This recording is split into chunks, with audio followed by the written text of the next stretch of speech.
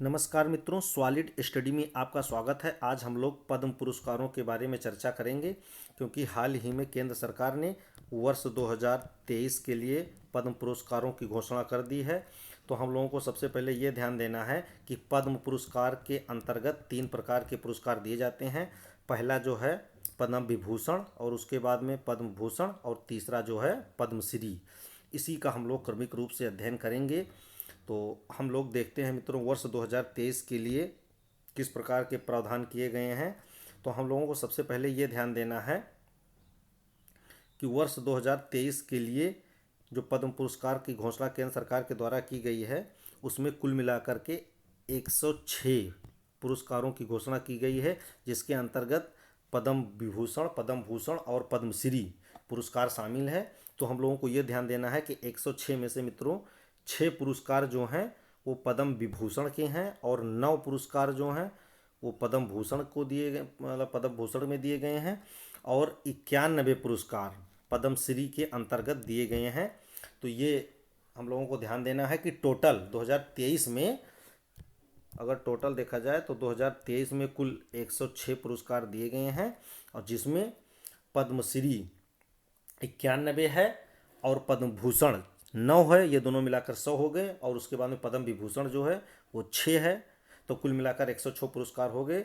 और उसमें हम लोगों को ये ध्यान देना, जो हमारी परीक्षा की दृष्टि से काफ़ी इम्पॉर्टेंट है, 19 पुरस्कार जो हैं ये महिलाओं को दिए गए हैं। तो कभी कभी महिलाओं का पूछ लिया जाता है कि 2023 में कितनी महिलाओं को पद्म पुरस्कार दिया गया है, तीनों पुरस्कारों के अंतर्गत मिला करके। तो हम लोगों को ध्यान देना 19 पुरस्कार, मतलब 19 पुरस्कार विजेता जो हैं महिलाएं हैं, और उसके बाद जितने हैं वो पुरुष हैं। और उसके बाद में एक चीज़ हम लोगों को और ध्यान देना है, सूची में एनआरआई और पीआईओ और ओसीआई श्रेणी के अंतर्गत 2 व्यक्तियों को दिए गए हैं, और उसके बाद में 9 लोग ऐसे हैं जिसको 2023 में मरणोपरांत ये पुरस्कार दिया गया है, तीनों के मिला करके। तो ये हम लोगों को कुछ तथ्य है जो हम लोगों को याद करने योग्य है। कुल मिलाकर वर्ष 2023 में 106 लोगों को पद्म पुरस्कार दिए गए हैं। उसमें से 6 पद्म विभूषण दिया गया है, और 9 पद्म भूषण, और 91 पद्मश्री दिया गया है। और अब हम इनका क्रमिक रूप से अध्ययन करेंगे कि किसको कौन कौन सा पुरस्कार दिया गया है। तो चलिए हम लोग आगे बढ़ते हैं।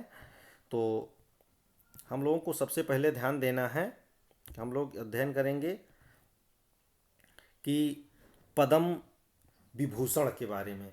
तो सबसे पहले हम लोगों को ये ध्यान देना, एक बार फिर से रिवाइज करते हैं कि वर्ष 2023 के लिए मित्रों जो ये पुरस्कार दिया गया है, इसमें कुल 106 लोगों को दिया गया है। और उसमें पद्म पुरस्कारों में पद्म विभूषण जो है वो 6 लोगों को दिया है। तो पद्म विभूषण हम लोगों को ये ध्यान देना है कि भारत रत्न के बाद भारत का दूसरा सबसे बड़ा पुरस्कार है। पद्म विभूषण भारत रत्न के बाद भारत का दूसरा सबसे बड़ा नागरिक सम्मान है। तो इसके अंतर्गत देखते हैं हम लोग, कुल मिलाकर के 6 लोगों को पद्म विभूषण पुरस्कार वर्ष 2023 में दिया गया है। इसमें सबसे पहला नाम जो है मित्रों, वो जो है बालकृष्ण विट्ठल दास दोषी, अर्थात इनका वी दोषी हैं। ये गुजरात के हैं, और ये बहुत बड़े आर्किटेक्चर, मतलब ये बहुत बड़े वास्तुकार थे, और अभी हाल ही में जनवरी में भी इनकी मृत्यु हुई है। तो इनको मरणोपरांत दिया गया है। और उसके बाद में मित्रों दूसरा नाम जो है उस्ताद जाकिर हुसैन का है। ये भी बहुत फेमस हैं, ये तबला वादक हैं। ये हम लोगों को ध्यान देना है, कभी कभी क्वेश्चन घुमा कर पूछ लेता है। तो हम लोगों को ये ध्यान देना है कि जो जाकिर हुसैन साहब हैं, ये तबला वादक मतलब हैं, इनको हम लोगों को ध्यान देना है। संगीतकार, तबला के माध्यम से इन लोग अपना करते हैं। तो अगर जहाँ पर जाकिर हुसैन का नाम आएगा तो हम लोगों को ध्यान देना है तबला वादक। और दूसरा ये ध्यान देना, ये महाराष्ट्र के रहने वाले हैं। तीसरा नाम जो है एस एम कृष्णा का है।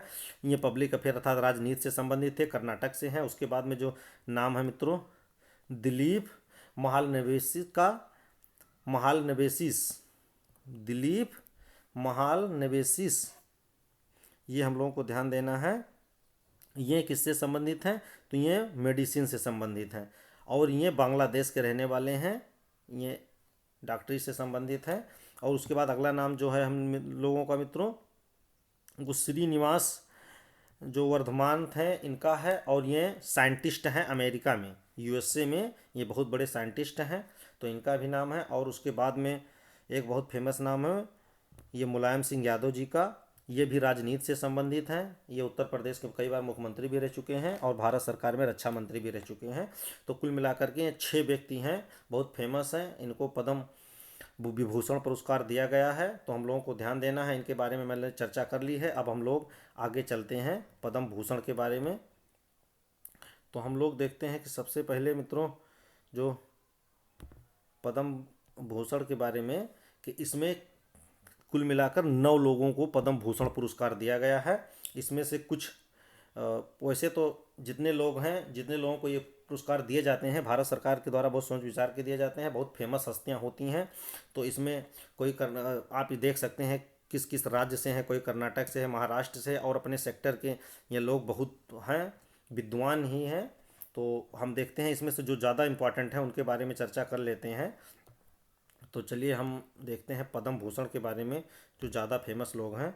जैसे इसमें मित्रों हैं, ये लेखक हैं, कर्नाटक के हैं, बहुत ही फेमस हैं, एस एल भैरप्पा जी। जो एस एल भैरप्पा जी हैं ये कन्नड़ साहित्य के हैं, हम लोगों को ध्यान देना है।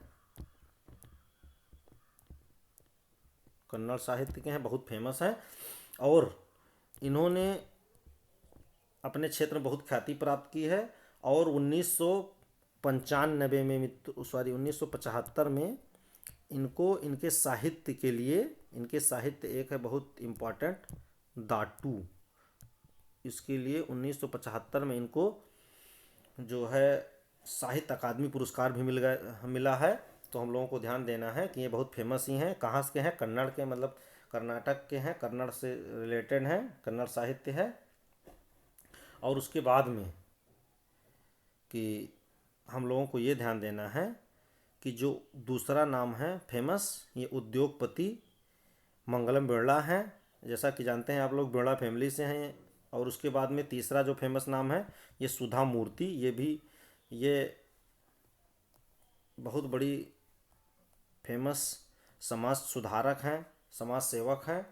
और ये बहुत ही फेमस जो हमारे देश की एक कंपनी है इन्फोसिस, जो इन्फोसिस है मित्रों, उसके जो अध्यक्ष हैं वो यही हैं। और इनके पति जो इन्फोसिस के को फाउंडर हैं। तो हम लोगों को ये ध्यान देना है कि सुधा मूर्ति जी बहुत ही फेमस समाज सुधारक हैं।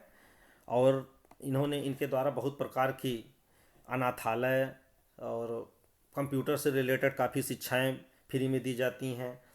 तो हम लोगों को इनके बारे में ये ध्यान देना है। नारायण मूर्ति जो हमारे इन्फोसिस के को फाउंडर रहे हैं, उनकी पत्नी हैं और समाज सेविका हैं, और कर्नाटक से इनका संबंध है। तो हम लोगों को ये चीज़ इनके बारे में ध्यान देना है। अब उसके बारे में हम लोग आगे देखते हैं मित्रों। 91 लोग ऐसे हैं जिनको पद्मश्री दिया गया है। इसमें काफ़ी फेमस फेमस हस्तियां हैं। ऐसे ऐसे लोगों को दिया गया है जिनको कोई जानता नहीं था, लेकिन सरकार उनके काम से उनको ढूंढ लाई और अपने काम से फेमस हुए। तो इसमें हम लोगों को कुछ जो नाम है उसके बारे में हम लोग चर्चा कर लेते हैं, काफ़ी फेमस। एक मित्रों हम लोगों को ध्यान देना है, बहुत ही इम्पोर्टेंट चीज़, कि एक लोग हैं खादर बल्ली ददुकेला। एक हैं खादर वेली ददुकेला, ददुकुला भी लिखा जाता है, ददुकुला है। ये मित्रों कर्नाटक के हैं। कहाँ के हैं? कर्नाटक के हैं। हम लोगों को ध्यान क्यों देना है इनके बारे में? ये बहुत फेमस हस्ती हैं क्योंकि इनको मिलेट्स, मतलब बाजरा या जो मोटे अनाज के तौर पर जाता है, मिलेट्स मैन ऑफ इंडिया के नाम से जाना जाता है।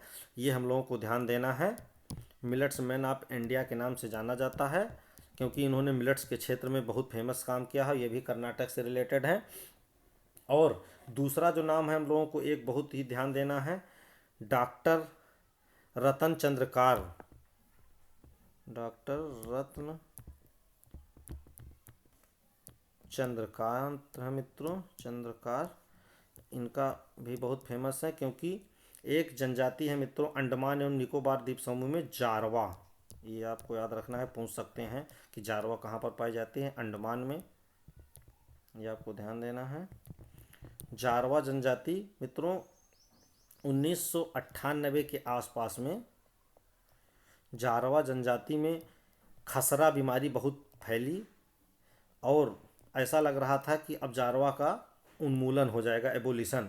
लेकिन ये जो डॉक्टर रतनकार चंद्रकार जी थे, इन्होंने बड़ी मेहनत से इनको बचाया और इनको उन बीमारी से निजात दिलाया। तो इनको ये कहा जाता है कि इनका जो जीवन रक्षक है, इनको जो बचाने का श्रेय है जारवा जनजाति को, यही डॉक्टर रतन चंद्रकार जी को जाता है। तो इसीलिए ये नाम बहुत फेमस हो जाता है। तो ये 2-3 नाम हम लोगों को ध्यान देना है मित्रों। चलिए अपनी चर्चा को हम लोग यहीं पर समाप्त करते हैं मित्रों। जय हिंद, जय भारत।